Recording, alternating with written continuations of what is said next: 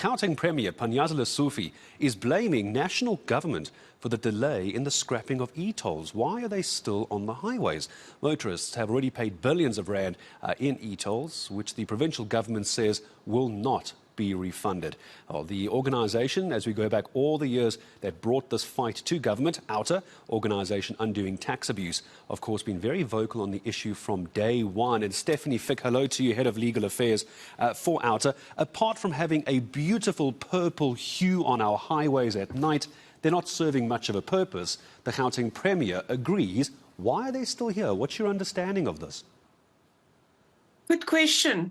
I think if you listen to Lesufi, it's because, it seems that everybody's talking about it and no one is just plainly solving the problem. I mean, it's literally a year ago that the Minister of Finance said it's the end of e-toll. They just need to dot some I's and cross some T's, but it's the end of e-tolls. And here we are a year later, and the gantries are still up and people are apparently still getting invoices. So, I think the answer is simple, just put it off. I mean, get it gazetted that it's no longer a toll road and stop billing people. Because you must remember, just on that topic, is that the contract for the, to claim e-tolls from getting the bills sorted, the administrative processes, that contract was renewed. So there's money being wasted. Literally, let's just put it off. I know that they're struggling to find ways of, settling the bonds and all of that, but I think they are making it more complicated than it should be. Because this was all announced at the SA Auto Week by the Premier as well, blaming national government for doing this. And I suppose this is where it gets complicated, Stefanie, as well. I remember you and I talking back in the day, trying to make sense of who actually owns the e-tolls in this case, because it's only on some roads in Johannesburg, in Gauteng, but now the national government is involved. So again, we also still have this issue between who's actually making these decisions. So it is a national road. It belongs to SANRAL. So SANRAL is responsible for, maintaining the roads. Say they do quite a good job if you look at all the, the main roads. I think there was this discussion that, the provincial government should take it over. I don't necessarily think that that's a good idea. I think if you look in the provinces, they are also, in dire straits to make sure that their roads are in a condition for people to drive on. So it should actually remain with the national government. You must just remember, let's just put it into context. SANRAL has got 2,000 odd kilometers of road. The GFIP, where e-tolls is currently, the e-tolls we're talking about, is but 1% of their road surface. 1%. Well, and they thought that they're going to get 30% of the income from 1% of their road surface.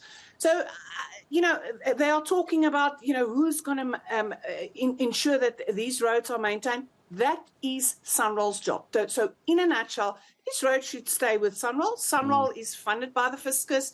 Every now and then they can borrow money, although the bonds for the GFIP is, in government's name.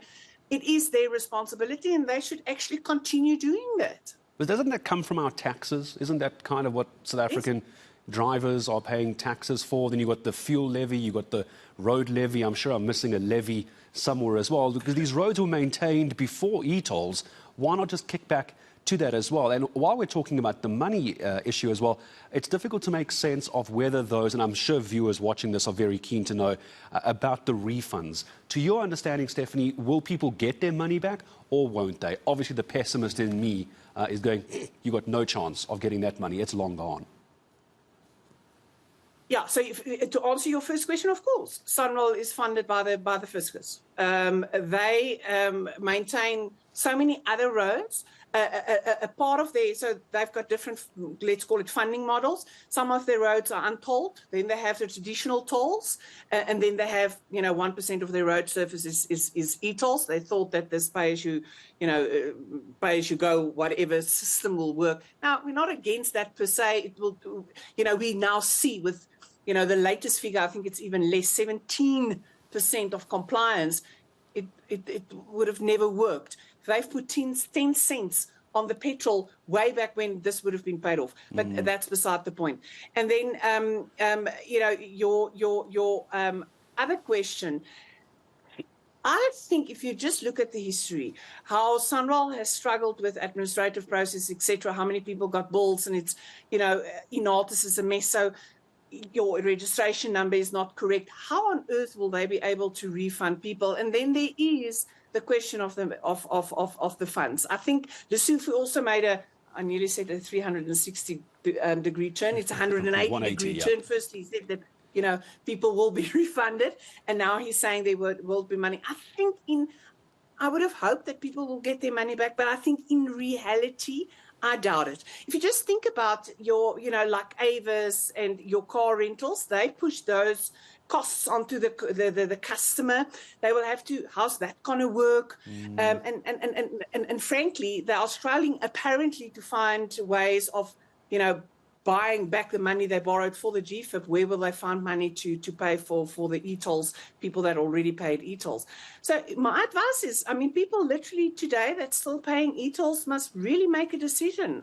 If you want to fund this corrupt scheme, go ahead. But otherwise, seriously consider not paying, because I doubt you will get your money back. While we stay on the money issue as well, because this was always a big talking point, that once these gantries were installed, it is very impressive tech. If you remember our story from a few years ago, how these cameras work, the lighting system is not just pretty, it's actually quite useful. It's very impressive tech, but it comes with a very hefty price tag as well. Do you know anything, Stefanie, about the paying back to the supplier, the contractor in this case? Because it was an overseas company, if memory serves. Oh, an enormous amount just on that. I know that's not the question, but how much money, if this was successful, an enormous amount of money would in any case have left South Africa, because of these contracts being with international companies. It doesn't even stay local.